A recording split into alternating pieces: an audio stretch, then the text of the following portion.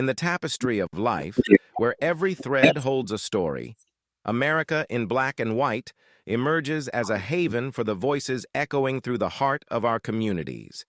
In this podcast, we wade through the rivers of our collective experiences, celebrating the vibrant hues of change brought forth by the whispers of hope and the roars of action. It's more than just a conversation. It's a journey into the heart of our society, illuminated by the light of those daring to dream and do. Join us, and let your voice be the melody that guides us toward a dawn where every color finds its place in the masterpiece of our shared destiny. Together, let's paint a future brimming with the positives that dwell in our minds and the actions that shape our world. Tonight on America in Black and White, we explore the journey of a man who embodies what it means to lead with intention, serve with purpose, and build with vision. In a world where innovation moves fast and community often struggle to keep pace, there are individuals who stand at the intersection, translating progress into access and opportunity into legacy. Gregory Hannah-Jones is one of those rare leaders, a top 25 Georgia 40 under 40 honoree, a strategist shaped by the rigor of Microsoft and Amazon, and a public servant dedicated to strengthening the fabric of DeKalb County, Georgia. His story is not just about professional excellence, it is about mentorship, community uplift, and the belief that leadership is measured not by titles, but by lives you elevate. From boardrooms of tech giants to the board meetings of the 100 Black men of DeKalb County, Gregory has carved a path defined by discipline, compassion, and a relentless commitment to empowering the next generation.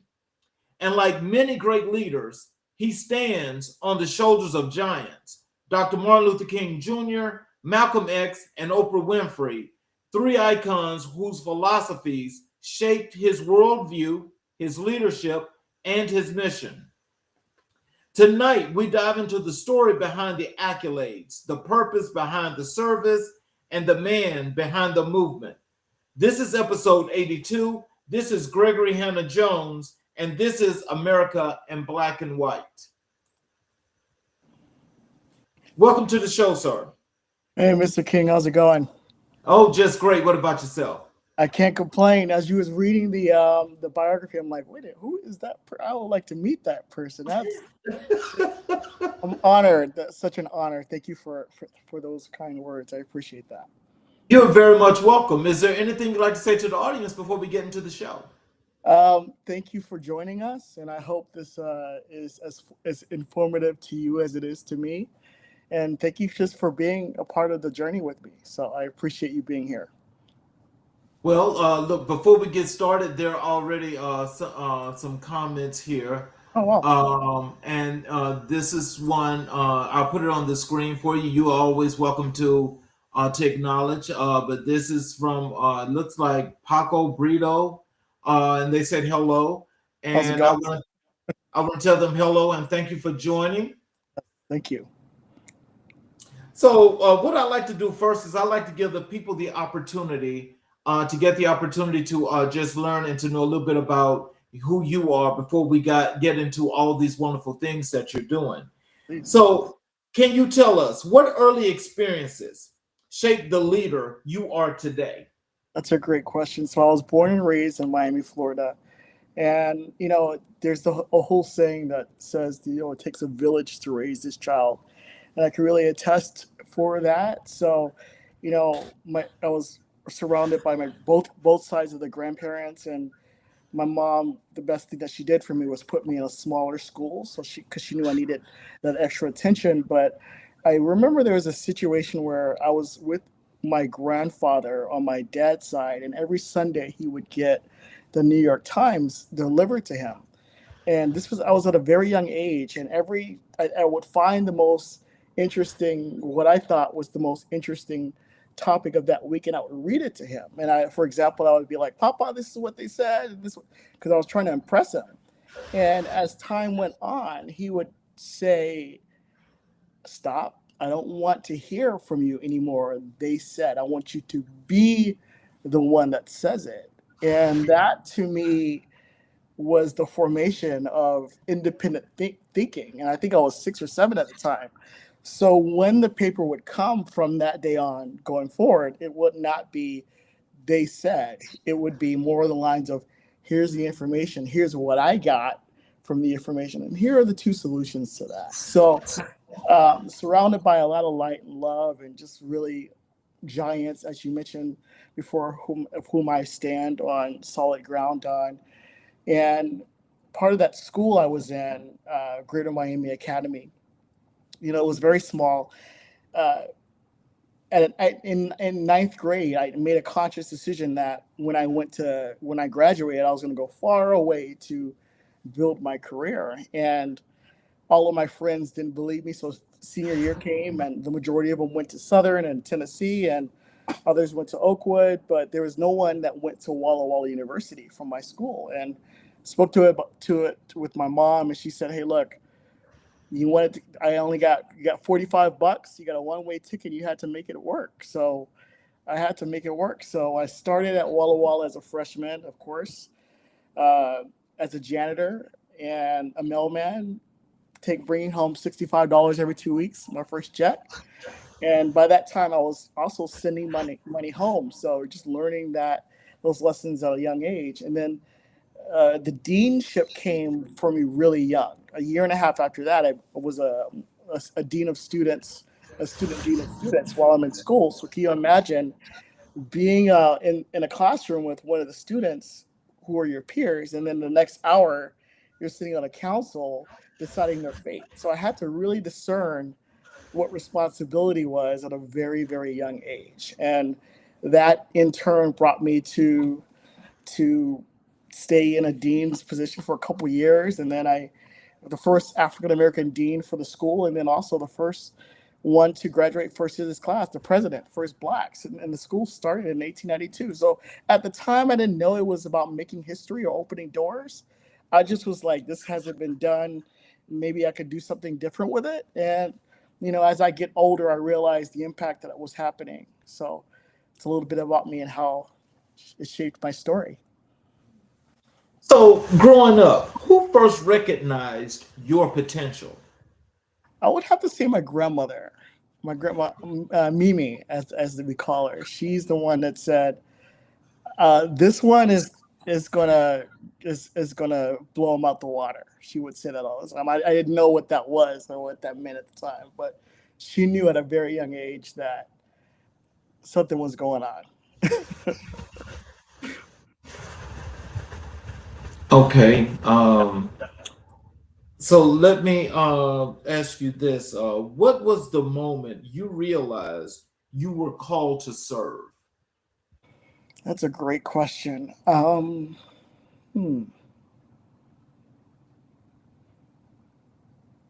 What was the moment that I realized that I was called to serve? I remember being in college. It was when I got the RA job, because you got to go through the ranks before you get to the dean. And a lot of people get it for the free room and the free board, but I knew that it was bigger than me because I believe it or not, I still have my rankings. Because you get rated on performance and all that.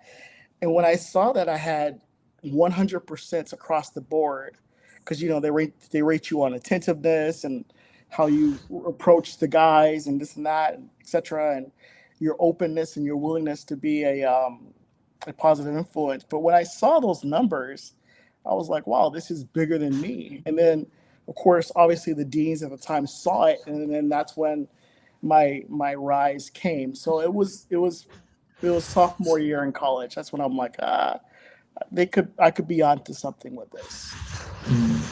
So, when you thought that there could be something more to that, what did you think? What were you thinking as you were imagining your growth, your expansion? What were some of the things that you were thinking that you were actually going to be doing in your professional career? I've always wanted to be a business executive. I always wanted to be in big tech, and that came from just watching interviews. I remember there was a 60-minute interview touring the Microsoft headquarters back in the 90s, I believe. And I was watching that with family. I'm like, one day I want to work there. So just seeing, and I really truly believe in the power of manifestation as well. And 4 days out of college, I was able to get the call to get the job there. So yeah, just seeing it, and also not only manifesting it, but just knowing that this is possible for yourself. So I always had that. And there's this book that I read in college called The Alchemist. So that really also, I still have it to this day, helped me get to that realization. So, how did your upbringing influence your sense of responsibility? Oh, that's a great question. I had very strict grandparents. I had a very, on all sides, especially my grandmother, who I love so much. And then my school was strict. I went to a Seventh-day Adventist academy. So, the parents had to sign waivers on us getting popped. And believe it or not, my mom was the first one that signed it. So, I would get popped really a lot, but not knowing that they were teaching me discipline and punctuation and yes, sir, and yes, ma'am. I learned that in fourth, fifth grade. So that, and then of course you bring that to high school and then to college. That was the foundation of my discipline and how I was able to make sure I show up 100%. Because I saw it. Yeah, I saw it all the time and felt it, pun intended. So, what challenges did you face people don't see in your resume? What challenges do I face that people don't see? Did you Oh, face? did I face? I Mhm. wouldn't consider them challenges. I never then and now consider myself a victim if I didn't get a job or if I didn't get a position. I always thought that wasn't the right place and time for me. And there was never, I'm never, fortunately, by God's grace, I never was an imposter syndrome. I never had that as well. So I can't really say that I could quantify that with an answer, because if I didn't get something, it was not pretty much on their discretion. It was just like, that was not for me. That wasn't meant for me. And that was the mentality that I have. So, what's a defining moment that changed your trajectory? In career, in life, or in both. In your everyday life, your everything. Something Uh, that happened that changed your trajectory.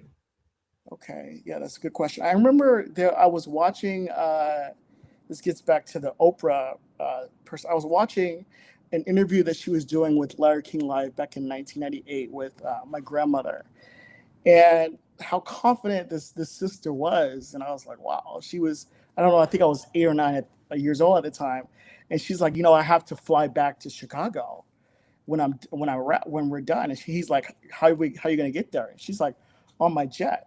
And I never saw a Black person have that kind of confidence at my young age. And I'm like, wait a minute, she looks like me. Maybe I can do that one day. So that was 8 or 9 when I saw someone who was confident in their skin and was able to go far, and not only go far, but really leave the door open for others to follow. So I think that was one of many defining moments for me, um, in my life, for sure. So, who poured into you when you needed guidance the most? It takes a village. I keep a close knit of friends, Tirza, Rohan, Jen, Parnell. That's very dear to me, I would say. But the most, I would say, my grandmother, my grandparents poured into me the most. That they were that nurturing guide that I needed, especially at a younger age, someone that I could always count on and talk to. So I really say probably my grandmother. But yeah, again, it took a village. But the one the mentors throughout the years, some of them I'm still in contact with, but definitely my grandmother for sure was the one that poured into me the most, for sure. So, what values from your childhood still guide you today? Having a great attitude will take you as far than your wildest dreams. That's one. Discipline, period. That's two. And I learned that very early. And grace. I mean, the loudest person in the room, and I learned this early as well, is more than 9 times out of 10 is not really the one that's right. I mean, if you have all these things, and I was blessed to have so much opportunity and all these awards, but I was never the one that's going to shove it in your face. So I learned very young that always stay gracious, and that really shed my light brighter than me saying, "Hey, I have this," and hey, no, I never really did that. But the attention came anyway because you don't have to do that if you are that it factor. So. So, how do you stay grounded while navigating high pressure environments? So that is a great question. I strive best under high pressure, high natured environment. And when I started to do hot yoga, this is my 14th year doing it. That's what helped me, because what it does is that it stresses your body out for 90 minutes. So when you get outside of the studio, you can really handle and take on really high stress environments. So yoga, discipline, those are the two foundationals that I go to when I'm outside of the studios and having to deal with something very stressful, and also my faith. I'm very strong on my faith. Those are the three things for sure, for sure. So, as you mentioned your faith, so is it like you grew up being strong in religion, or is this one of those things that advanced over time that you learned a lot more about yourself that you're able to succumb and come within what your spirituality is? I would say both. We had to go to church on Sundays, and of course, being in a church school, there is, chapel and all those things. But as you grow older, so in the college years, even though it was a Seventh-day Adventist college, they still gave us the information, but it was okay. This is how and where you could interpret it. So, and again, that foundation of faith. So it evolves over time, and I'm a human being. There's days where I fall short. There's days where I question my faith, of course, but I oftentimes when that happens, because we're all human, I always go back to the why. You always got to go back to the why. So, what does legacy mean to you personally? What does legacy mean to me? Making sure that you leave the door that was paid for you bigger than how you found where you found it.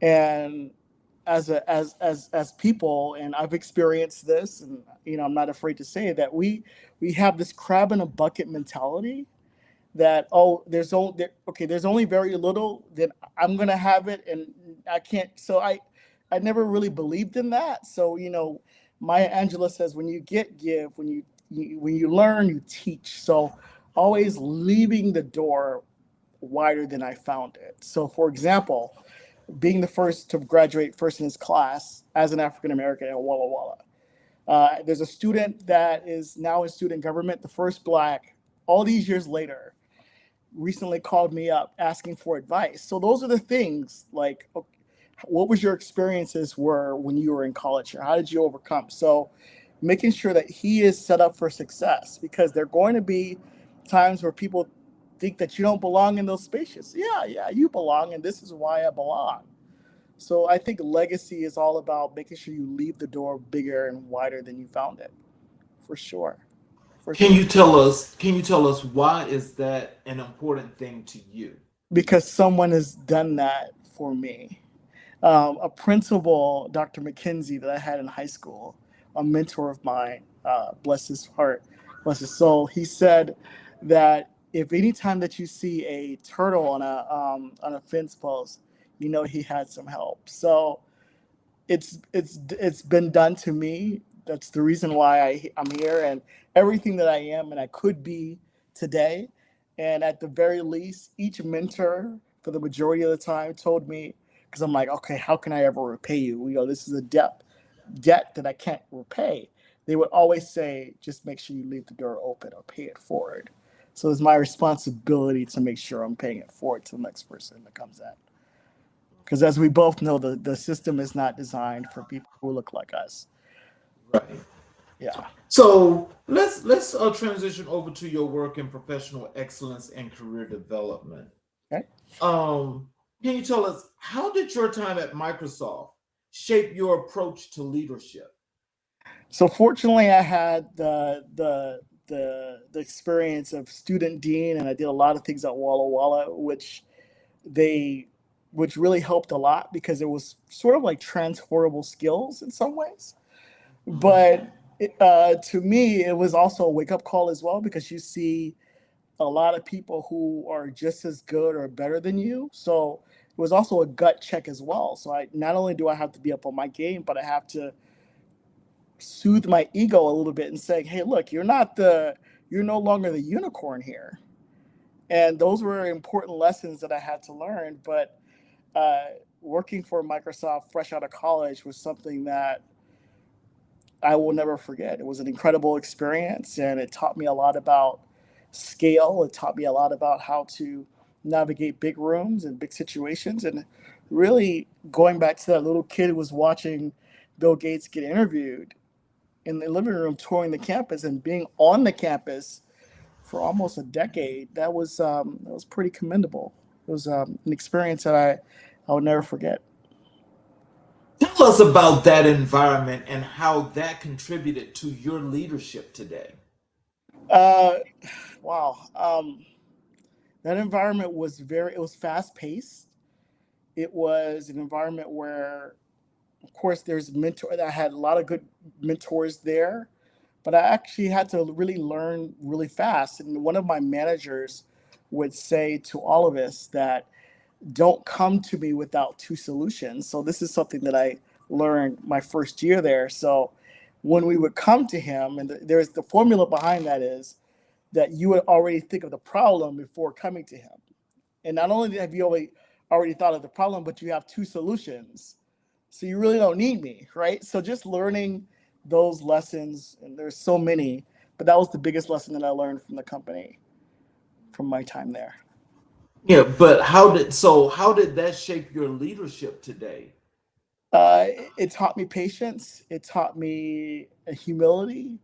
It taught me learning how to scale on a global level, and also just knowing that even though all these things and you're having all these opportunities happen to you very young, again, going back to what I was saying earlier, how are you leaving that door open? Because there are going to be others for the next person that comes in who looks like you. So that's how it shaped me. I like my patience and my temperance, and it's how I still use that that method with the two solutions even to this day.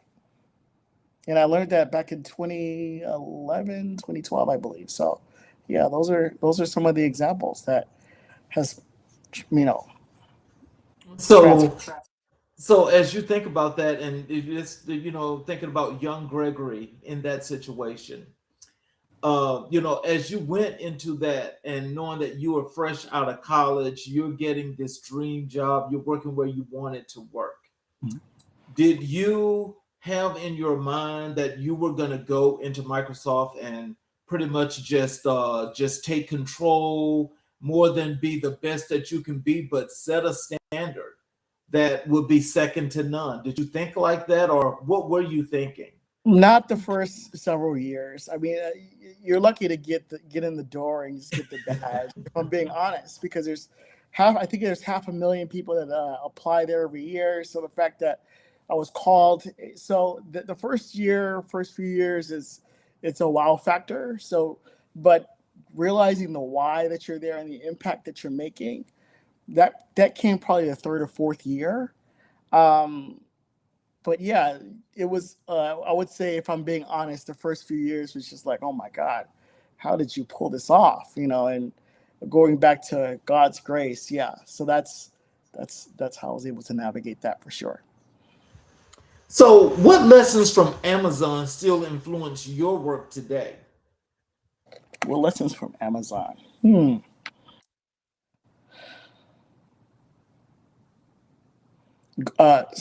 Scale faster and fail fast. Those are the two that sticks that sticks out for me. And knowing that, and also being okay with failing. I think that's a big one. I wasn't okay with failing at one point, but that company has told me that it's okay to fail, but you got to make sure it's fast and figure out a way to also build. It also taught me how to be a builder as well.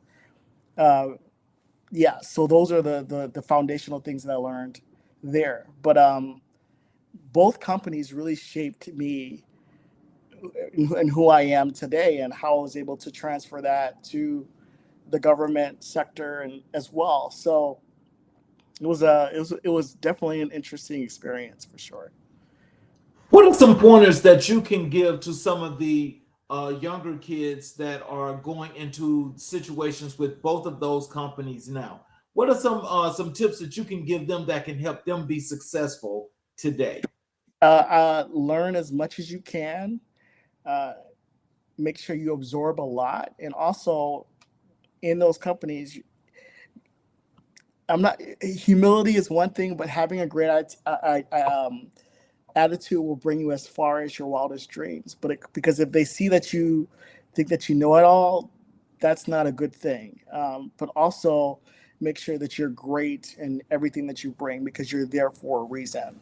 The interview process is extremely rigorous, so you're brought in there for a reason. So take advantage of the time that you have there, and learn as much as you can, because you're learning alongside the best in the business for sure.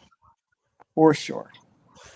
So, what skills from the tech world translate best into public service? I would say temperance is one of them. I would say discernment is another one. Grace under fire, uh, under grace under pressure as well is another one. But also the ability to build and to, but I had to, for me personally, I had to learn how to not taper it down, but also make sure I realign my expectations, because I'm not working on a global scale anymore. So it also learned me how to also depend on my teammates, because we're all cohesively trying to get to one goal together. So I think those are the core things that I've learned that were transferable from the tech world into the government sector for sure. Okay. So, what does being a management analyst require that people might not expect? Um, that you work with a great set of people, like Brenda, there's Patrice, Alicia, and our mighty director. There's Mike, of course.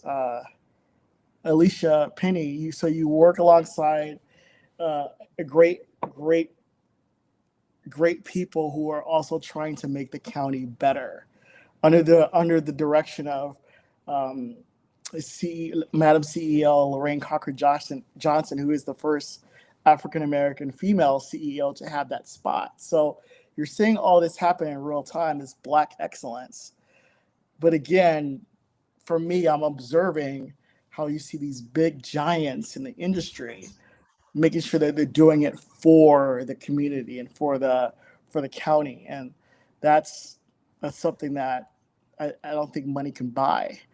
And in my position as well, I was able to learn and meet different departments. So now I know how the police force works and how the fire station works. Just meeting people and seeing what their worlds are behind the scenes is something that uh, was really intriguing to me. But again, everyone's trying to get to the same goal. So I admire that a lot. So, how do you balance innovation with government structure? I would say, and this is I'm a little bit over a year into the government, a year and some months. So I'm still, there's also a line that stays with me is like you got to observe, and then of course you come in as, so there's an organic move, as opposed to when in tech you just go in and you build. So I'm just learning how to observe and ask questions and make sure I'm leaning on those subject matter experts who's been doing it for 8+ years. I have a person on my team who's been with the company for 25 years. So just learning how government works in totality as well, and also balancing how that works with what the needs of the county and what the needs of the people are, and coming forth with that solution. So So, yeah. So, in saying that, tell us, how does that translate with the work that you may have to do in the community? How does how do you take that structure and you move that out into the community and you work with people to help people? How does that work? right now I'm in the public relations department with the watershed department, and in DeKalb County. And so, for example, we went to a senior living facility, and how we were able to evangelize the greatness and the needs of making sure that we preserve the water, and making sure that there's no fogs and there's no clogs that are in the sink. So just making sure that the constituents, and they appreciate that, are getting the information about what we're doing and how we're doing it in the county, so that better serves them as people. Because there's sometimes that they don't know what we're doing and how we're doing it. So making sure that we pass on along that information, and making sure it's transferred to the constituents. And mind you, I'm still learning. This is a completely new area for me. So I'm learning and I'm growing as I'm doing it. So yeah, so far so good. So far so good. So, how do you balance innovation with? Oh, no, I'm sorry. Forgive me. Okay. Um, what's the most rewarding part of your role in DeKalb County? Are you saying is that from a business or a mentoring standpoint? Both business and mentoring. For business, I would say working with a great set of people who inspire me and who push me as much as they push and inspire themselves. And for the mentorship, and we'll get into the 100 shortly, is having parents and students call me and say, "Hey, my child was, you know, had a great experience under the Leadership Academy with you being there. So thank you for that." So, for example, today I got a text message from a parent showing me, the grades of a student that, I was mentoring throughout the year, and how that person is maturing into young leaders. So that is the most rewarding on the mentor side of things. So it all correlates together, I guess. So, what's the biggest misconception about working in government? The biggest misconception, I would say that government is slow. That was what I would hear a lot. And from working in it and knowing how things work, um, both on the county side and also on the watershed side, that it's not as slow as people think. And now that we have a CEO that's also has that business centric background, so she's bringing that acumen to the county. It's her ability to move things faster. I think it's going to be a great service to the county. So I think that's one of the biggest misconceptions, is how slowly government is. And it's really not. So, tell us about the PR department. What do you do in PR that's so relative to your success today? Tell us about PR. So public relations, primarily within watershed management, handles any and all things communications. So that's press releases, that's things that needs to go out with the county, that's things internal, and it's all tying to what we do within the public relations department. We also go do school visits as well. So throughout the school year, when schools are in session, we go out there, we evangelize to to our students, the importance of water conservation. Michael is great because he shows the students, what the difference between tap water and all these different water resources are. So it really is the groundwork on how messaging, both internal and external, gets out. So, do you have the actual opportunity of those that work underneath you to do like some kind of training that gets them ready to go out into the community when you're doing the work that you're doing? That maybe as you're doing what you're doing from a mentoring perspective, that maybe they have some other role that plays a part in making that a success. How do you train those people to do those things? So fortunately, I'm coming into watershed management, and they're actually training me. I'm still in Okay. I'm still in the training phase of it, which is great. So I'm seeing again these subject matter experts that's been in these roles 8+ years do it, and they've been really gracious with showing me the ropes. But yeah, I'm in the training phases of how government works, and primarily this department. I'm grateful because it's all a cohesive unit in which we work together on. How do you approach problem solving in complex systems?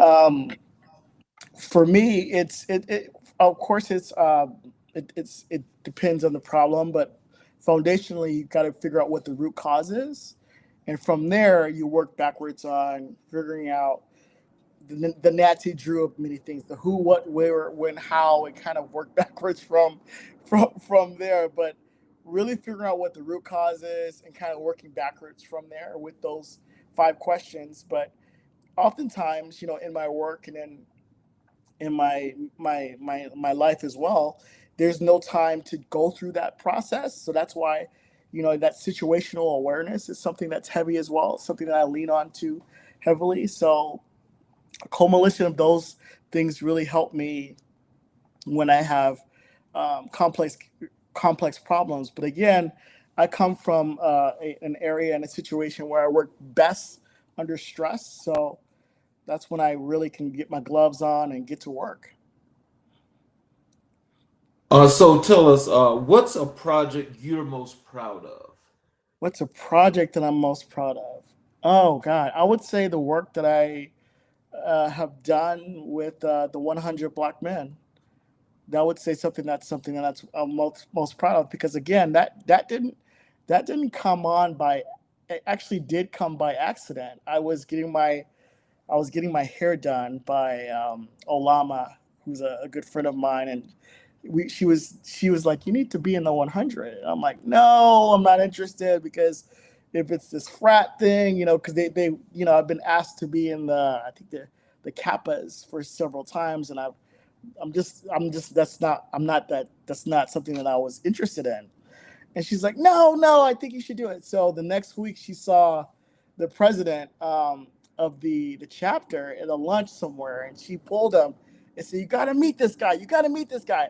So now I come in, and we eventually have lunch, but I come in, I haven't done research on this man at all. So I come in for lunch, and I'm like, "Hey, look, I know about this. Thank you for your time, but I want to make sure that I'm not going into something that's a big boys club, because I'm not. That's If I wanted to do it, I would have done it." So I think him seeing me being honest about what it was and the value add that I was bringing, he's the one that recommended me personally, and not knowing that I was talking to a Levitt, who's a mentor of mine today, uh, Gregory Levitt Jr. And I would have I would have probably filtered it a lot more, but I was like, I'm not really interested. I was very standoffish on it a little bit, but he actually saw that, okay, this man is really for the work and not for the gram, or not for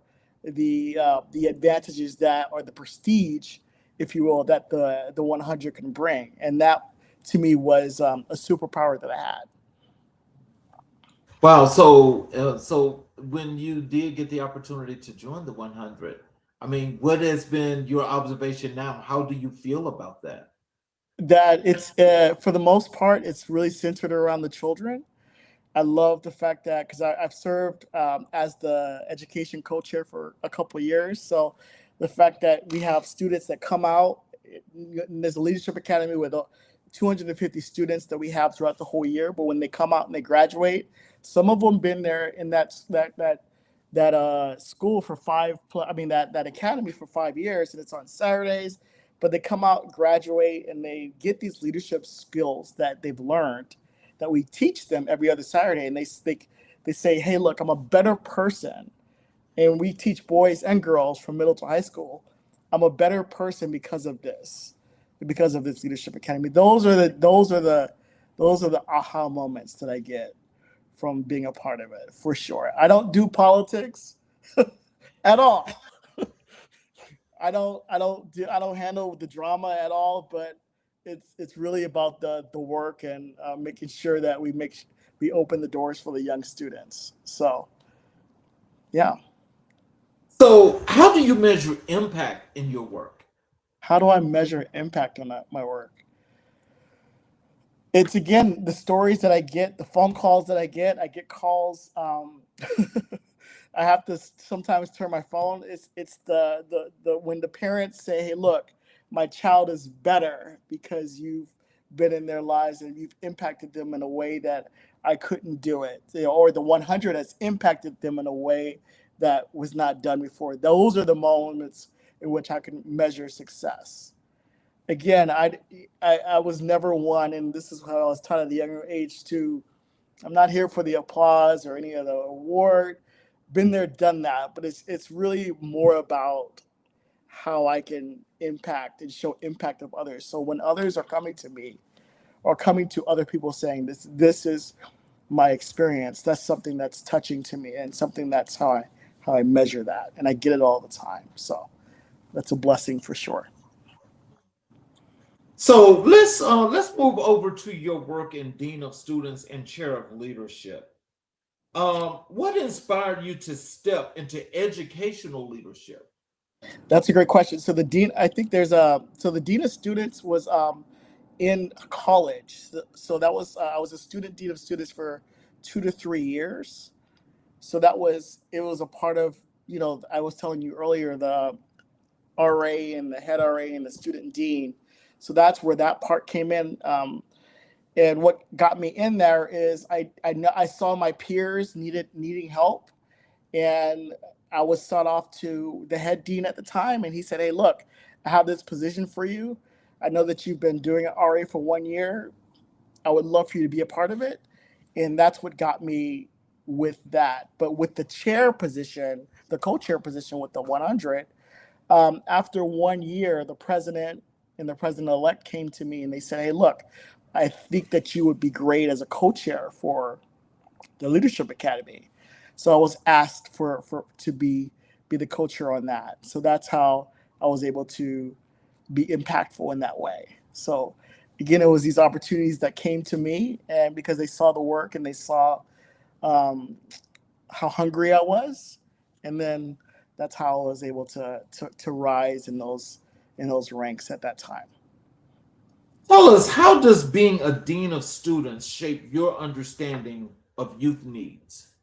Oh God, that's a great question. Oh, and back then it was bad, but now I can only imagine, with the social media and this and that. But I think it was very unique in a lot of ways because I was a student and I was also a dean, right? So I was living many of the situations that the students were going through.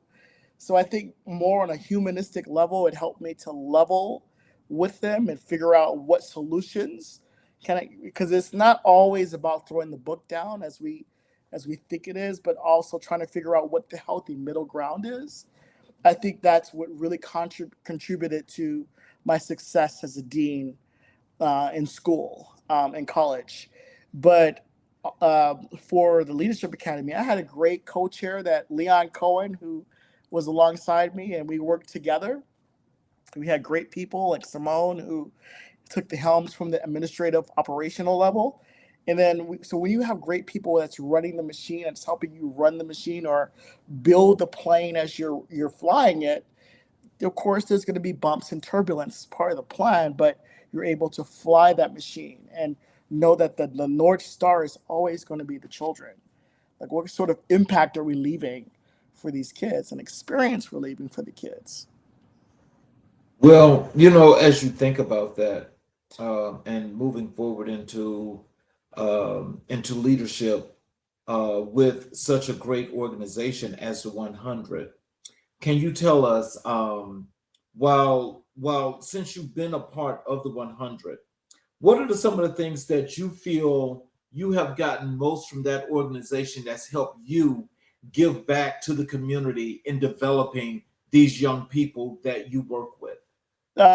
Great question. I think part on one piece of it is there's a lot of people that are in the 100 that have similar backgrounds, or are also or are entrepreneurs. So they come with a set of skills so they can so the students can say, hey, look, here's this tech guy, but also here's this man that runs several businesses. And if they're teaching entrepreneurship, they're showing the students how they were able to build something from scratch. So when you're around like-minded people who have similar backgrounds, who have mastered their profession, that's how you're able to navigate. But really, that's how you're able to organically pour into those students and those children. So I think that's the driving factor. We have a lot of individuals who are subject matter experts, who are builders, who are entrepreneurs, not just with tech, but with their own businesses, driving the force and driving the needle forward.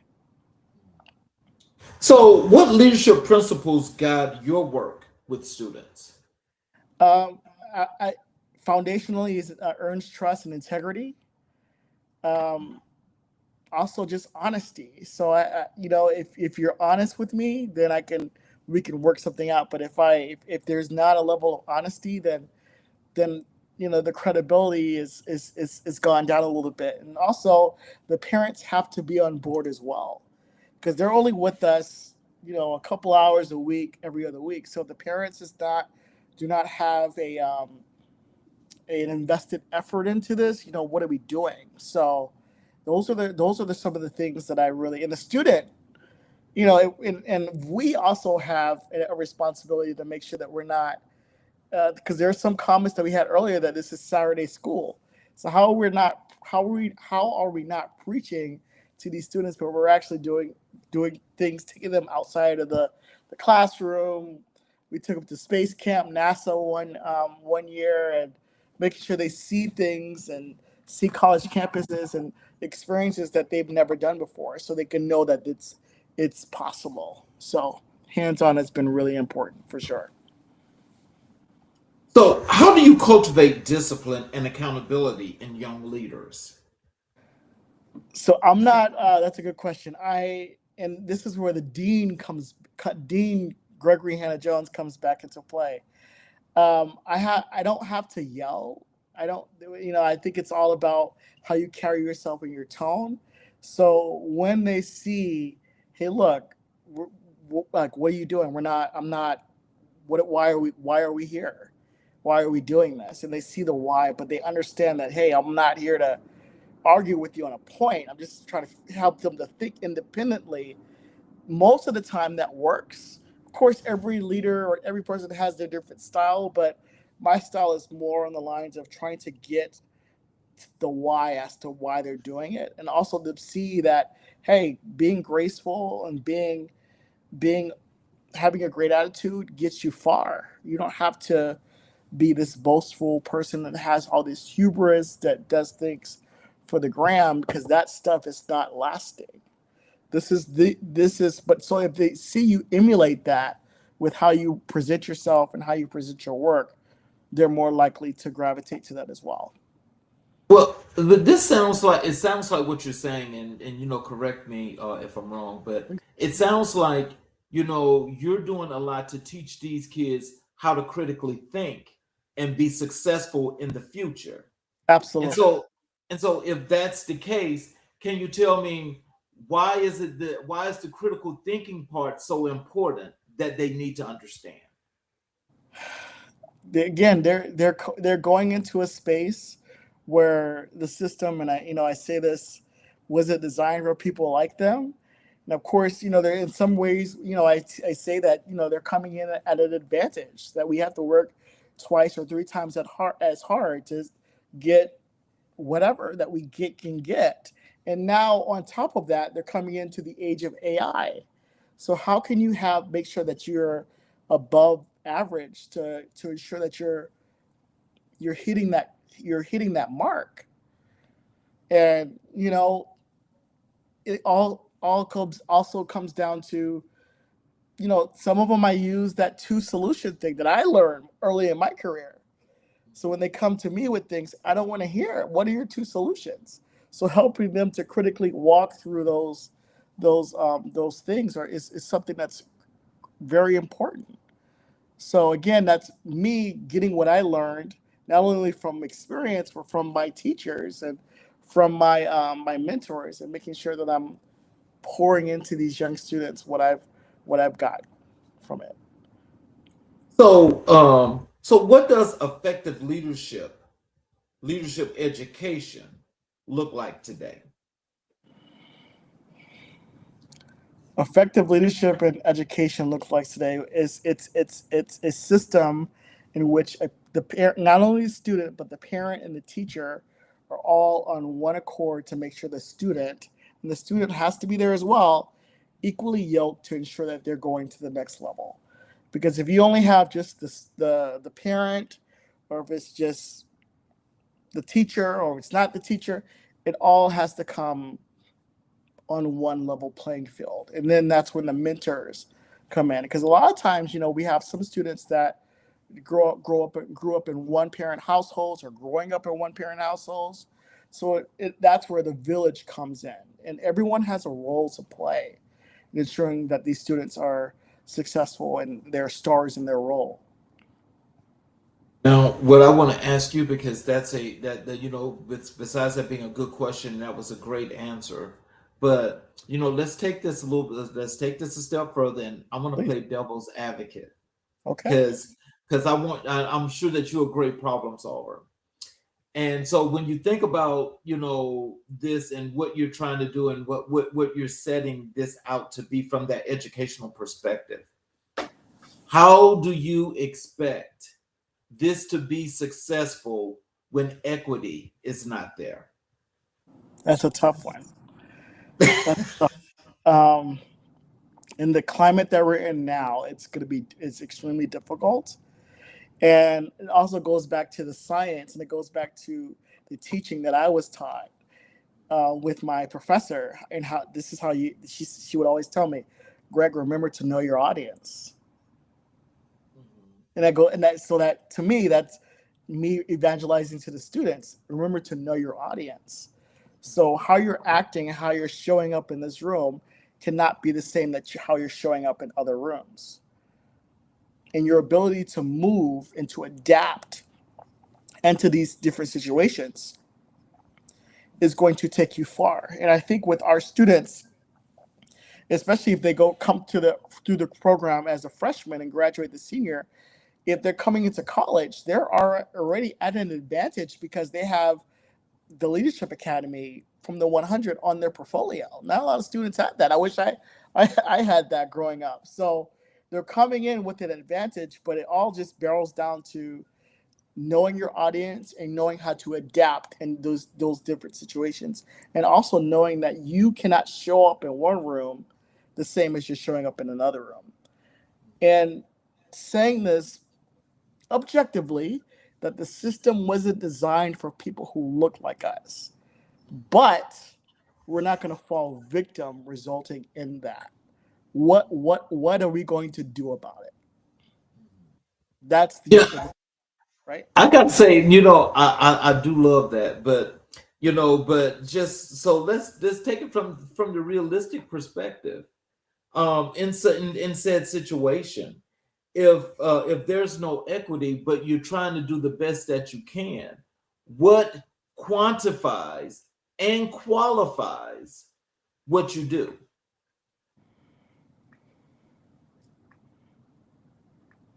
That is the $1 million. I don't think I can.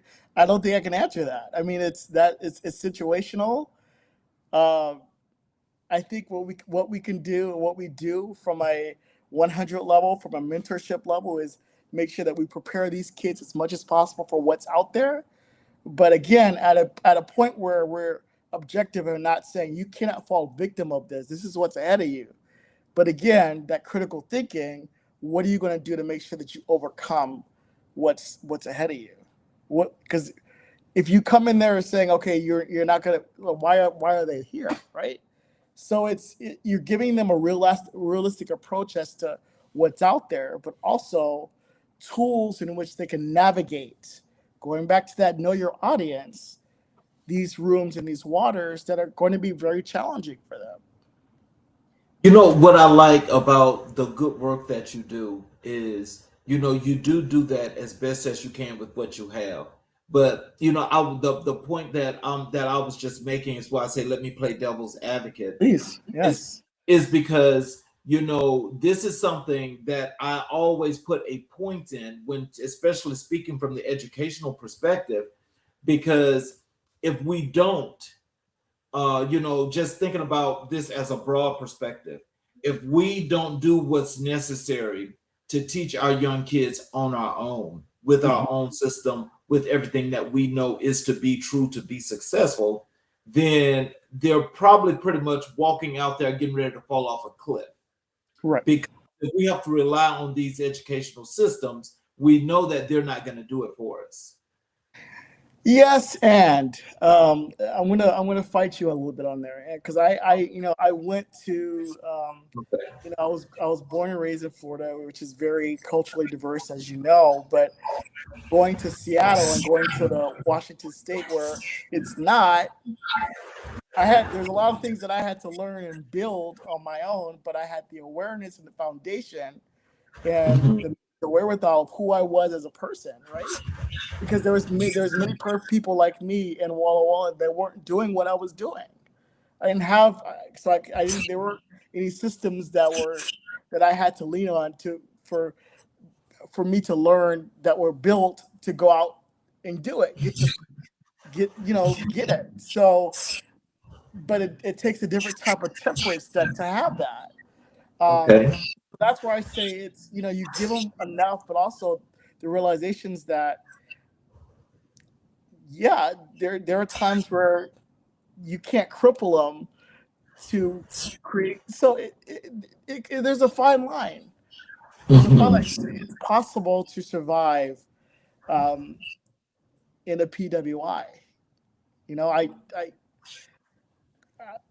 didn't think from it was really possible. I felt like I was creating. I think it was a very small group of us, but I was creating a roadmap for others to come through. It was a perfect time for that. And again, many people weren't doing it. So, um, not saying, and I think HBCUs are very important, but if they choose to go to other institutions, it's making sure that they have those foundational awareness that, yeah, this is possible. Mhm. Does that make sense, Charles? Yes, it Okay. does. Okay. It does. It does. So how do you help students discover their purpose? And that's where we have for the Leadership Academy. That's where we had the making sure we do this. There's student profiles that we have that's in place, but also figuring out and we're getting with the like I work with a couple of the parents and the students to figure out what they want to do. We expose them to areas and job families that they might be interested in. So I think the biggest thing is exposure. We don't do one-on-ones. We do it group settings. So if we're going to a college campus and we're having a career day, or if we're going to NASA in Alabama and they're seeing different job opportunities and they're seeing space for the first time, that broadens their horizons. So that's why I think it's really important. And we take them out the country a couple times a year as well. So those things are really something that help the 100 does to expose them to things that normally that they're not really exposed to. And that's from the educational standpoint. So, what's the biggest challenge facing young leaders right now? I think funding is a big challenge that they're having because there's a lot of cuts that's been happening, um, and also I would say funding is the big one, but also making sure that there are brothers that are in it make for the children and make sure they're for the cause. So those are the two that I think about a lot, but it really comes down to a lack of resources that are out there to make sure that we're giving the students more exposure and more opportunity. Yeah. How do you balance empathy with structure in student leadership roles? Are you talking about my time and Walla Walla or? Well, I mean, with the student leadership roles, if there's any part or any time that you've done that, how did you balance that? Can you repeat the question, Charles? I want to make sure I landed. Thank you. How do you balance empathy with structure in student leadership roles? Okay, so as a dean, what I did was I made sure that I told this to my students, like, don't put me in a situation where I have to do my job. And of course, right, as as as as as as as as straightforward as that is, and of course, some people they did test the waters, but and also for me, that's why I was sort of the one that they went to the most, is because they saw that I was empathetic, but there's only a line that comes to that, because if students see that they can use that to their advantage, they would, right? So my biggest line that I would tell them as a student dean when I was in school was, don't put me in the situation where I have to do my job.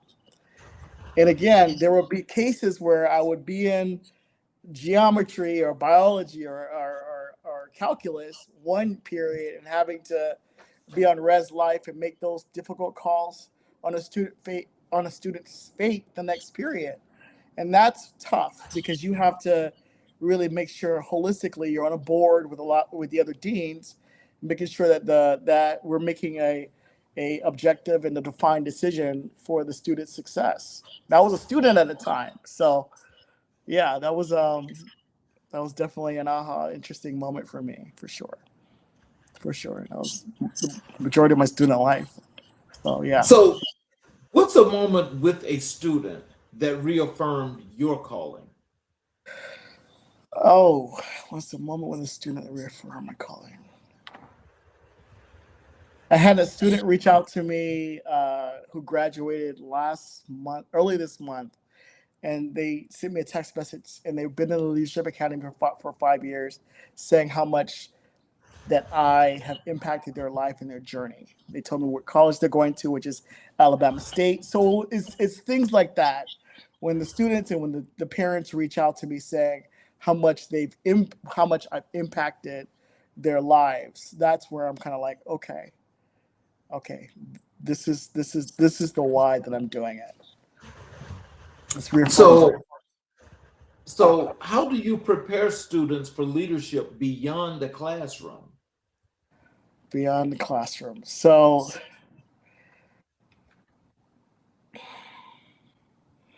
I think that comes down to how critical the Leadership Academy is, because we have it in different modules where we're teaching entrepreneurship, there's public speaking, we take them out the country. We make sure we expose them to different facets of life. We teach them personal finance. Um, we teach them the stock market exchange and African American history. So what they're not basically what the things that they're not learning in school, we teach them in at the Leadership Academy, and I think that really helps them have transferable skills when they go into the real world.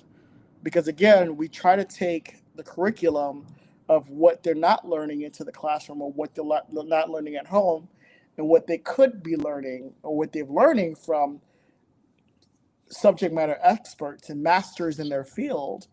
professionally, and kind of going from there with that. And that's the approach.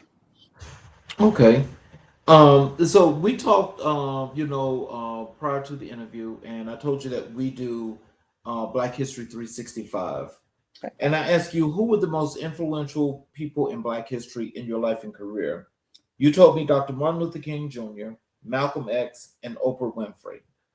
Can you tell us, how has Dr. King shaped your leadership philosophy? Oh, wow. At a young age, he was a trailblazer of what he was doing, ensuring that we had equality for all people. And so the situations that he was putting himself in, I think he died when he was 39, I believe. So he was, you look at who he was, and at that age, and you see that he was dealing with so much, and he was being all these big giants for all these people, because he wanted the next generation to have an opportunity. And there's a quote that he says that still stays with me. It says, "Not everyone can be famous, but everyone can be great, because greatness is determined by service." And Wow. what blows me away with Dr. King is that his ability to do that at a young, both him and Malcolm X, they were at young ages, making history, making good trouble. That to Right. me, I was learning that in school, and I was learning about the protesting and all that, and at a young age, and I was like, wow, that's something it's commendable. So I want to be like that. So those are the two individuals that really stays with me for sure. Their teachings. So, what aspects of King's moral courage resonate most with you? Wow. He also has a quote that says, I don't care too much about, and I'm paraphrasing, the loudness of my enemies, but the silence of my friends. So making sure that you're doing the right thing, and you're making sure that you're having good people galvanized around you to do the right thing, no matter what. And also being, I would say, clocking in so many ways, the people that are not the people you're gonna expect detractors. I've had my share of haters. I still do. I mean, that's how it goes. But it's the silence of your friends. That's the ones that are kind of like, wow, okay. Yeah. That's the show topic for me. So, how does Malcolm X influence your discipline and self Oh, determination? you said the word discipline. Being incarcerated, also all this stuff at a young age that he was able to do and able to succumb, and really having this movement um, that galvanized our people at a young age. So I'm going to say this over and over again. All these people were all these big giants at the ages that I was, doing these big things on a global level. Um, that's why I am in reverence of both Malcolm X and Dr. King, because they were able to make their stamp in the world. But none of this was about them, and they put their lives on the line to ensure that people behind them had opportunities, equal opportunity. And that's something that I learned, and it stays with me. Those are two of my biggest heroes for sure. For sure. So, so tell us, what do you admire most about Malcolm X's evolution as a leader? I think his perseverance. I think his hunger. I think the fact that his his willingness and his openness to learn and to teach, and to also just be okay with evangelizing into others as to how we can move forward as a culture. He was the culture shifter. He was truly the culture shifter. That's what I learned from Malcolm X for sure. And just to teach that to the other generations around him, and be unafraid to do so. I think the grit that they both had as well is something that that has passed down. That's something that I hope that I can just be 1/4 of, for sure. So, just when you think about it, from Malcolm X's perspective and what you learned from him, how do you teach these things and these teachings to your students?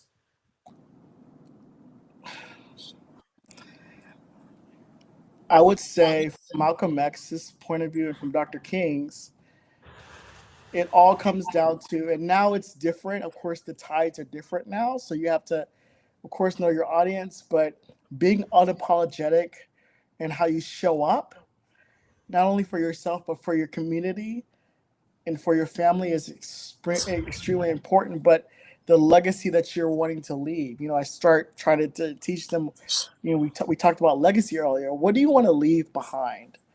To make sure people not only remember it, but they can learn something. And what doors can you make sure that you're leaving behind? Because there are people that are watching you. Mm-hmm. So those are some of the things that I try to instill with the 100 that I have done for sure, for sure. So, how has Oprah Winfrey influenced your approach to storytelling and purpose? She was a sister that was a black sister that took a shot on herself. I admire. I think I told you about the story with the jet. She said, I wanted to own myself, and I wanted and I read somewhere where her lawyers at the time said to her, "Okay, you do this, you take the risk that if it may not work, you lose everything, but if it does work, you win big." And she's like, "Well, I'm taking the risk because I own my name." So I think the biggest thing with Miss Winfrey is her ability to own herself and to take a chance in herself and be unapologetically owning herself. And with the storytelling part, oh wow, the best to ever do it. Yeah, the eye contact, the body language, making sure she gets to the core of the questioning. Yeah, yeah, all of it. So, what lessons from Oprah's journey do you apply to your own life? No matter what setbacks that comes your way, no matter what kind of detractors that you have, uh, which is expected, into the field that you're in, you can always remember your why and always remember that taking a bet on yourself is the best bet that you can do. Period. Always make sure you bet on yourself. That's what I learned from her at a very, very young age. So, what do these three icons collectively shape? How do they shape your worldview? They are black icons that took a chance to step outside what the norms were, what societal norms were, and to really create something that was not only lasting, but again, I talk about leaving the door open for people behind them to come join and be a part of and to shape, and so they could see like the young man that's on the floor on TV, or they can read about something that they could one day be. That's what I see with those three people, is that they were because I am, right? So they were the seed because I get to be the fruit. Okay. You know what I'm saying? And um, there's this quote by Maya Angelou that I love that says that I come as one, but I stand as 10,000. So just seeing those three help me stand proud as 10,000, even though I'm coming as one. Knowing that I got my ancestors and all these big leaders behind me that's helping me go along the way. So, what does it mean to carry their influence into modern leadership? All of it's very transferable for sure. But for me is how can you still be lasting? How can your legacy be lasting? How are you leaving an impression, or how are you leaving a situation that's better than you found it? That's how I approach That's how I approach each and every problem that I face. That's how I approached my career. That's how I approached when I was a dean. That's how I approached, my time in the 100 is how can I leave this place better than when I found it? So that's to me, that's the core of it for sure. How do you honor their legacy through your work? As cliche as it sounds, being the best that I can be, but also opening the door for others to see that it's possible. For me, it's all about opening doors. It's all about opening doors. So, what message from King, Malcolm, or Oprah do you want the next generation to internalize? And I'm going to quote it again because I think it's so super important, if I may, that not everyone can be famous, but everyone can be great because greatness is determined by service. So when you serve others, you're destined for greatness because it's never about you. That's the message that I try to leave, and everything that I was blessed with. If I could be honest for a second, I got the top 40 award. I think it's October of last year, and there was a period where I was sitting down and I was kind of like, they call each other's names, and then they go through the body of work that they've been a part of. And there was a period when I was like, how the hell did I? Because they're calling judges and prosecutors, etc. And then I just had to stop myself and I remind myself, like, and it's not imposter syndrome. I realized that it's not imposter syndrome, but it was self-sabotage. I'm like, no, I know how I got here. But the fact that, Tyler Perry and Stacey Abrams got the same award, there are other examples of people who saw a Malcolm X and a Dr. King and Oprah Winfrey, and they saw that these things are possible. And they were able to transfer and open doors and opportunities for these young people. So you could see it replaying over and over and over again. So just doing our So, part. so tell us what's next for Gregory. What's next for Gregory? I told my dad recently that late last year when I got this award that I needed to take some time. I needed because I was,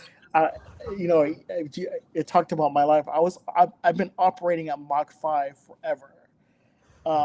Just the next. I really need to take some time to just smell the roses. And so I think right now I'm just really, I wouldn't. I'm appreciative of the experience, but I'm also just taking my time. I've never in my entire career or even college was able to take my time. So now I'm just stepping back a little bit. That's what's next for me. So, in that whole process, what can we expect for you in the 100? I mean, how is your leadership situation going there? Is that advancing? That the 100 actually was a decision that I did to step back this year. So that was one thing that I had to, because it's a lot of work. I mean, you're working with all these students, you're working with these different personalities. So that was one thing that I really had to step back um, and that was hard. But I still, of course, keep in contact with the parents and a lot of stuff. So I'm running interference, obviously, but that's one of the things that I had to take off my plate because it was overwhelming, for sure. So, can we expect a book? You know what? I've been asked I'm not even kidding, since college to write a book. Um, and my challenge was I often say, and I'm going to be real with you, I struggle with accepting this interview. I'm like, because I was telling one of my friends, like, what in the hell do I have to talk about?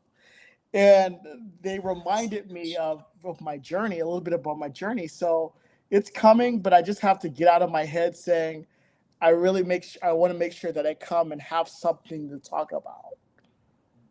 So that's what's Okay. really pretty much holding me back. if I'm being remotely honest. And that's self-deprecating. I don't know what it is, and I'm being organic and raw here, but yeah, that's the only thing that's holding me on, because I have to have something tangible to talk about. Okay. So, in closing, can you do you have any words of wisdom and encouragement that you'd like to leave for our audience? Tell them how to connect with you via social media, their websites, things about the 100, where they can catch you at, all of those good things. All right, so I don't have a social media. I do have a LinkedIn. So, you can find me, Gregory Hannah Jones, at LinkedIn. But if anybody's watching, just know that to keep like, none of the work that we're doing is about us, and having a great attitude will open many, many doors than you can possibly imagine.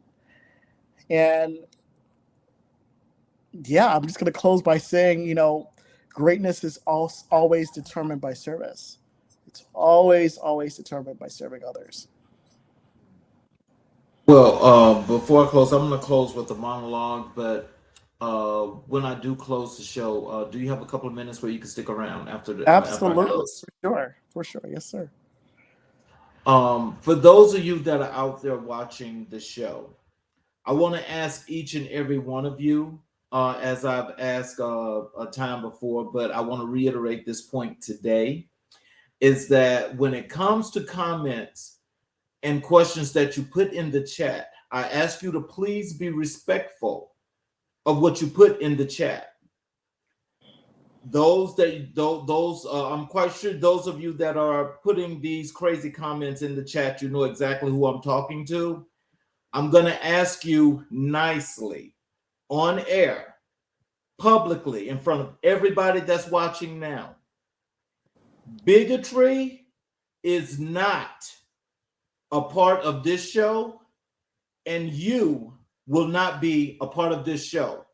We are not about the sideshow that's being ran here in America. This is about realness. This is about real culture. And this is about real people, real situations, real stories with real leaders. So unless you want to come to the show and you want to be respectful, I ask you to please do not, and I repeat, please do not be a part of this show where you leave these ugly comments.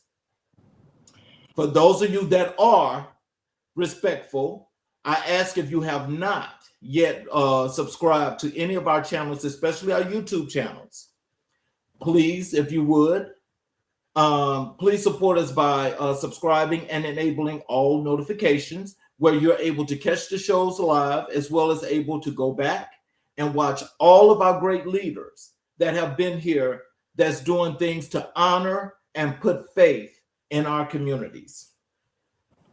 So in closing, Gregory Jones reminds us that leadership is not a destination. It is a discipline. It is the daily choice to show up, to serve, to build, and to believe in the potential of others. His journey reflects the spirit of Dr. King's moral vision, Malcolm X's unwavering self-determination, and Oprah Winfrey's transformative power of storytelling and reinvention. In Gregory, we see a new generation of leadership, one that blends innovation with compassion, strategy with service, and ambition with purpose. His work in government, mentorship, and community empowerment is not just shaping DeKalb County, it is shaping the future of Black leadership in America. As we close tonight's episode, we honor his commitment, his clarity, and his courage. We celebrate the truth that when leaders move with intention, communities rise with them. This has been episode 82 of America in Black and White. I am Charles King. Thank you for watching, and remember, the story of our people is still being written, one leader at a time. You guys have a great evening. We will see you tomorrow evening, same time. Have a great night.